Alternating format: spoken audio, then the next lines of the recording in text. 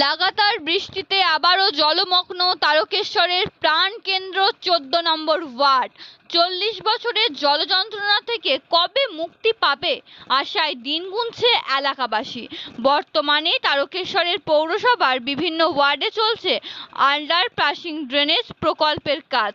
আনুমানিক ৬০ কোটি টাকার এই প্রকল্পে তারকেশ্বরের পৌরসভার ১৫টি ওয়ার্ডে এই কাজ চলছে। এমন অবস্থায় গত কয়েকদিন ধরে চলছে লাগাতার বৃষ্টি, আর সেই বৃষ্টিতেই আবারও জলমগ্ন হয়ে পড়ল তারকেশ্বরের পৌরসভার প্রাণকেন্দ্র ১৪ নম্বর ওয়ার্ডের বাসস্ট্যান্ড এবং স্টেশন সংলগ্ন রামকৃষ্ণ পল্লী এলাকা। ইতিমধ্যে বেশ কিছু বাড়িতে ঢুকে গেছে জল, তারই মধ্যে চলছে জীবনযাপন।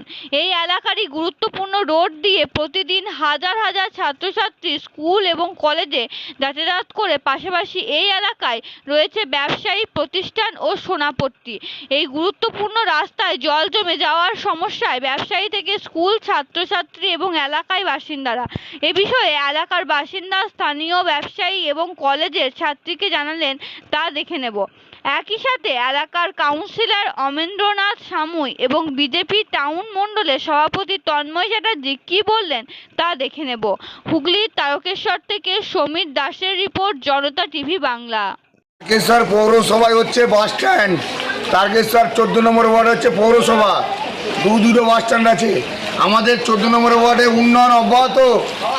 এই জন্য আমাদের সমস্ত কাউন্সিলরদের বলছি আর চেয়ারম্যানকে বলছি যে এই উন্নয়নটা যেন অব্যাহত থাকে। এই যে জলে বাস করছি আমরা দুদিনের বৃষ্টিতে, এটাই যেন অব্যাহত থাকে। উন্নয়নটা যে পাইপলাইন বসাচ্ছে, মানুষ পড়ে যাচ্ছে, পা কেটে যাচ্ছে, এই বর্ষায় কি এটা করা উচিত ছিল? কাউন্সিলর চাই, এরকমই পৌরসভার চেয়ারম্যান চাই, যাদের উন্নয়নটা অব্যাহত থাকে। এবার হ্যাঁ বলে গেল একজন, দুটো কুমির ছেড়ে দিলে ভালো হয়। আপনার নাম? আমার নাম সঞ্জয় মাঝি, অচিন্তবালা, এই ওয়ার্ডের বাসিন্দা। হ্যাঁ, আর একটু চলুন না, দেখুন ঘরে ঘরে জল। আনুমানিক কতদিন ধরে এই জলযন্ত্রণা ভোগ করছেন আপনারা? আরে বাবা, এইটা তো ১৪ নম্বর ওয়ার্ডের প্রত্যেক বছর যে পুজো আসে, পুজো যায়, প্রত্যেক বছর জল আসে, জল যায়। কি কারণে মনে করেন দুদিন হয়েছে বৃষ্টি? ভাই কি কারণে মনে করেন এরকম এই যে বৃষ্টিতে এই জলমগ্ন হয়ে পড়েন? কি কারণে? তারা পয়সা খাচ্ছে, উন্নয়ন তো অব্যাহত থাকবেই। নেতারা যে পয়সাগুলো খাচ্ছে না, এই চারিদিকে বিল্ডিং, সামনে একটা বিল্ডিং হয়েছে, দেখুন নতুন রাস্তাটা করলো, ওই মাঠে পুরো ড্রেনেজ জাম আছে, তার সত্ত্বেও বুঝে গেল ওই মাঠে প্রচুরই সমস্যা হচ্ছে। এখানে অনেক নোংরা জিনিসপত্র রয়েছে, তার উপর দিয়েই হেঁটে যেতে হচ্ছে। সমস্যা তো অবশ্যই হবে। নিত্যদিন তো কলেজে যেতে হয়। হ্যাঁ, কবে থেকে বৃষ্টি দেখছেন? পরশু থেকে দেখছেন। রোজই এরকমভাবে যেতে হচ্ছে। কি চাইছেন এখন? নিকাশি ব্যবস্থা একটু ভালো হওয়া উচিত, এটাই চাইছি। কোথা থেকে আপনার বাড়ি? কোথায়? তালপুর। আর কোন কলেজে পড়েন? Tarakeswar degree college. আপনার নাম? কপি করলে যেমন মহাবিদ্যালয়, ডিগ্রি কলেজ, বেশ কিছু ইংলিশ মিডিয়াম স্কুল আছে, অপরদিকে গার্লস স্কুল এবং প্রাইমারি স্কুল আছে। তার গুরুত্বপূর্ণ রাস্তা হচ্ছে আপনার ১৪ নম্বর ওয়ার্ড থেকেই গেছে, সেই রাস্তাও আজকে জলমগ্ন। আর এর মতো অবস্থা শুরু হয়েছে পরীক্ষা, ফলে যাত্রীদেরও, ছাত্রছাত্রীদেরও স্কুলে যেতে বা কলেজে যেতে খুব সমস্যার মধ্যে পড়তে হচ্ছে। এই রাস্তাটা একটা ভৌগোলিক, আমাদের ১৪ নম্বর ওয়ার্ডে একটা ভৌগোলিক ব্যাখ্যা যদি দেখা যায়, এটা এত নিচু জায়গা এবং বেশি অংশটা একটা মানুষের দেখবে পাত্র গামলা যাকে বলি আমরা, সেই জায়গায় গামলার মতো, তার নিচু তলটা গেলে সবসময় নিচে থাকে, জল সবসময় জমে থাকে। সামান্য বৃষ্টি হলো, সামান্য বৃষ্টি হলো ১৪ নম্বর ওয়ার্ডে জল জমে যায়।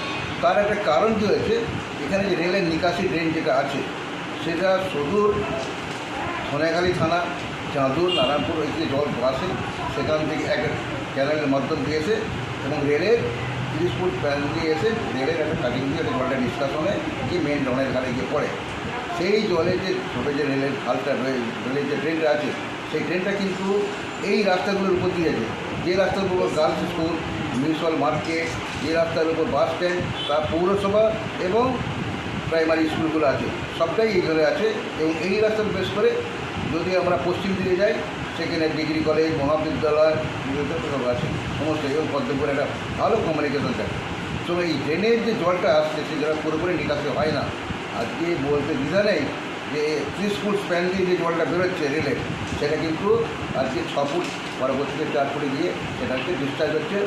তারকেশ্বরের মানুষ জলযন্ত্রণায় ভুগছে। সামান্যতম বৃষ্টি হলে দেখা যাচ্ছে তারকেশ্বরের বিভিন্ন ওয়ার্ড, যেমন 14 নম্বর ওয়ার্ডে মানুষ জলমগ্ন, রাস্তাঘাট বাড়ি ঘর ধরে জল ঢুকে যাচ্ছে। ওখানে নিত্যদিনে মানুষের যোগাযোগ ব্যবস্থা, যাতায়াত ব্যবস্থা প্রভাব পড়ছে। স্কুল কলেজের ছেলেরা ওই দিকে যাতায়াত করে যেতে পারছে না। 14 নম্বর মানুষ খুব যন্ত্রণার মধ্যে দিয়ে যাচ্ছে। পৌরসভা টিডিএ বলছে 70% উন্নয়নের কাজ হয়ে গেছে। তো 70% উন্নয়নের কাজে যদি এত জলমগ্ন হয়, তাহলে 100% হলে তো মানুষের বাড়িঘর তো সব ডুবে যাবে। দীর্ঘদিন ধরে 40 বছর ধরে এই জলযন্ত্রণা, এখান থেকে কোনো রকম মুক্তি নেই। তো আমি এই জলযন্ত্রণা থেকে 14 নম্বর ওয়ার্ডের বাসিন্দারা এবং তার